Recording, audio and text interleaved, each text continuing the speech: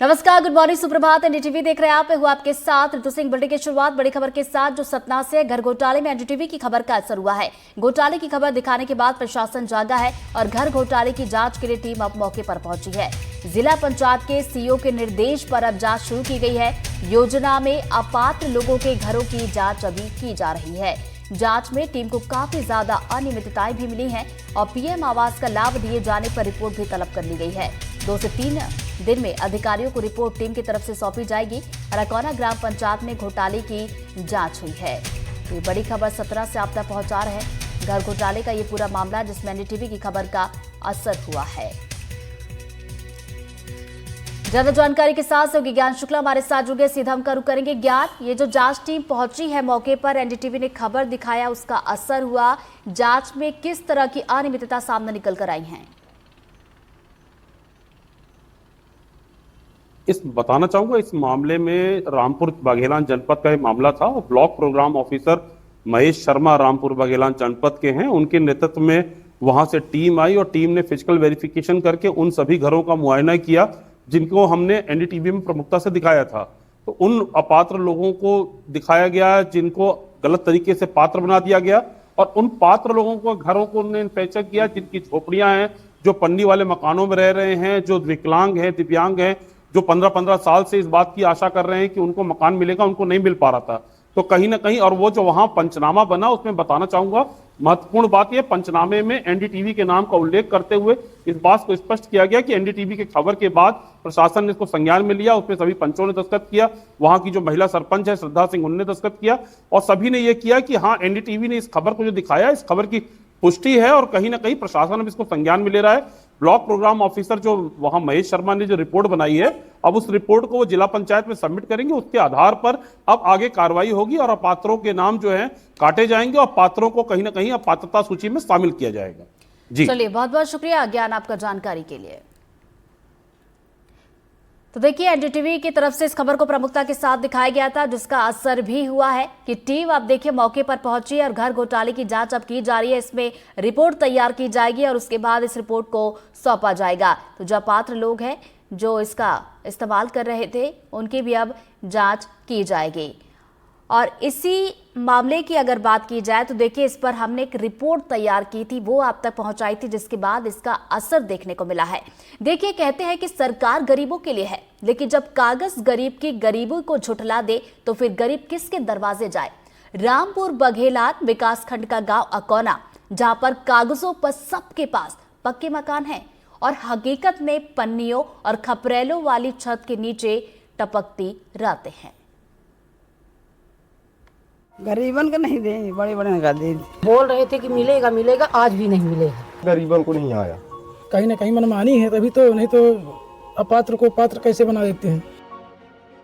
यह झोपड़ी में रोशनी है क्योंकि दीवारों में सुराख है। रसोई में गैस नहीं लेकिन धुआं है, वो भी इतना कि आंखें भर आएं।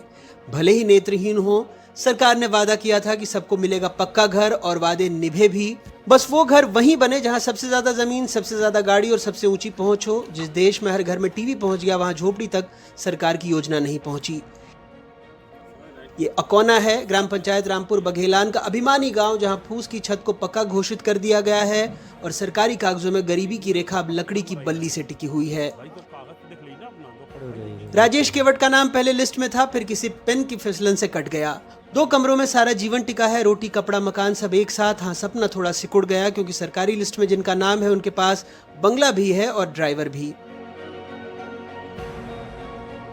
अब नाम तो रहा, कहानी का बताइए, आया नहीं। तो नाम कट कैसे का? फिर नाम कटा नहीं रहा, नाम रहा है। हाँ। तो फिर या कुछ छटनी में अपन नाम रहा है, पैसा नहीं आया।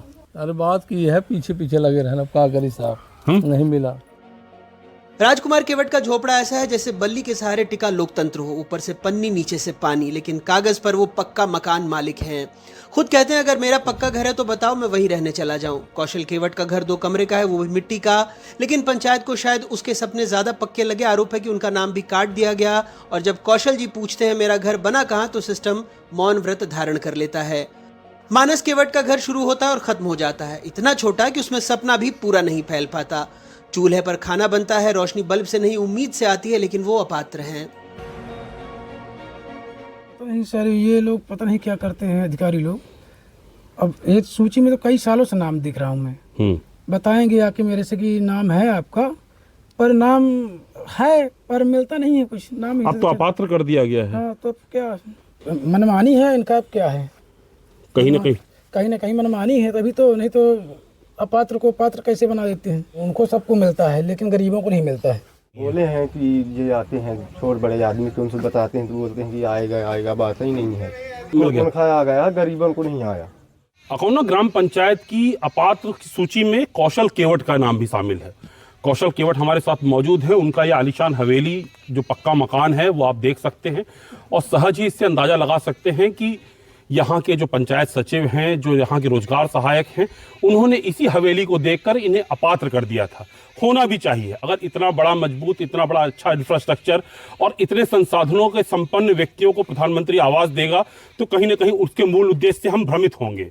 यह घर है हमारा पक्का, यह पक्का घर है। पता नहीं, अब भगवान जाने कौन दिक्कत आई। ये वही देश है जहां इंसान की गरीबी उसके कपड़े नहीं उसके संपर्क तय करते हैं, जहां छप्पर भी वोट देता है और पन्नी की छत के नीचे अगर मोबाइल टॉर्च जल रही हो तो उसे पक्का मकान मान लिया जाता है। राम स्वरूप के नहीं है, राम मनोज के नहीं है, एक पहले के जमीन है, घर द्वार नहीं है तो कहाँ जाए। और लेकिन जिनके लगे गल्ला मिला के कुरुआ गल्ला मिला तो जेखे है तो वही मिलवा करी, जेखे नहीं है तो वही कहाँ मिली, वही कुछ ना मिली। ओखर कागदा लग जाके हरवा देते थे बीजे में, कहे कहाँ तक कहाँ पैसा ले जाते कि तू पैसा दे, हम बनवाई थे तो पैसा खा लेते, बनवाऊ तू नहीं, कागदा नहीं ले जा। यहाँ कुछ लोग इतने अपात्र हैं कि आंखें नहीं लेकिन देखकर ही रहना पड़ता है। रितु सिंह एक आंख से देखती हैं, पति अशोक दोनों से नहीं, मगर दोनों को ये जरूर दिखता है कि हर साल कोई अफसर नया आश्वासन देता है, अब की बार आपका घर पक्का। दोनों को साफ दिख रहा है सरकारी आंखों में इनकी जगह नहीं है। पिछले 13 साल से दंपति आश्वासनों की छत के नीचे जी रहा है और बरसात की बूंदों से लुका छिपी खेलता है। 2012 से है। हाँ, अब बोल रहे थे कि मिलेगा मिलेगा, आज भी नहीं मिले है, आज तक।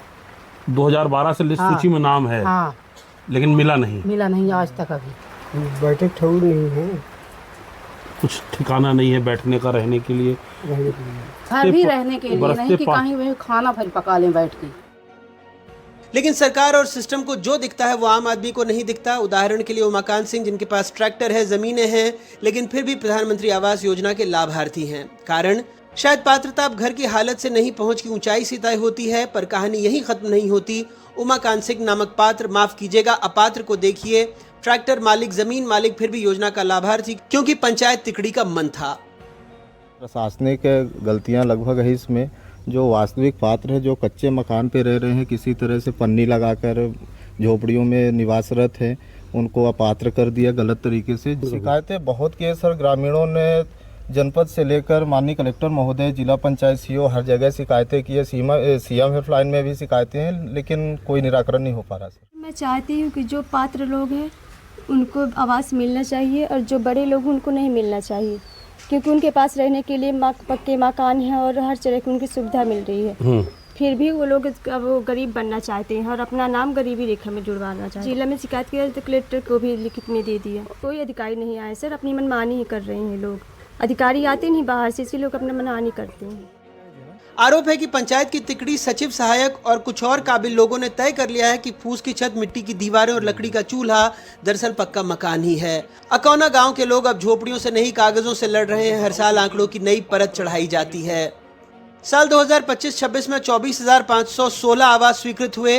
पहली किश्त पेंडिंग है 5,387 घरों की, दूसरी किश्त पेंडिंग है 3,697 घरों की, तीसरी किश्त पेंडिंग है 1,988 घरों की, चौथी किश्त पेंडिंग है 740 घरों की। सिर्फ 2,186 आवासी पूर्ण हुए हैं। वैसे सतना में ये पहली बार नहीं हुआ। 3 साल पहले हमने भूतों के गांव से प्रधानमंत्री आवास घोटाले की कहानी बताई थी। नहीं तो क्या मुमकिन था कि मृतकों के नाम पर घर स्वीकृत हो गए? कई गरीबों का मकान नहीं मिला, लेकिन पैसे उनके खाते में आए और चले भी गए। अपना पैसा देवा दे, अब तो बनवा ले, हम घुस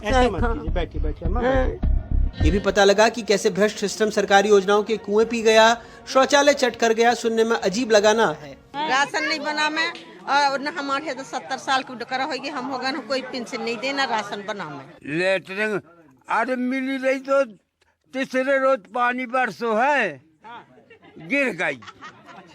आपका घर बन गया? नहीं बना, नहीं बना अभी भी, और पैसे निकल गए सारे? निकल गया, 2021 में निकल गया। पर जरा सोचिए जिनके साथ ये हुआ उन पर क्या गुजर रही होगी, और उनकी हिमाकत जो प्रधानमंत्री का नाम जोड़ने के बाद भी घोटाला करने से नहीं चूके है। छड़ें डली हुई हैं, है ना, और ये तस्वीरों में ही 2021 में लालमणि चौधरी जी जीवित हैं।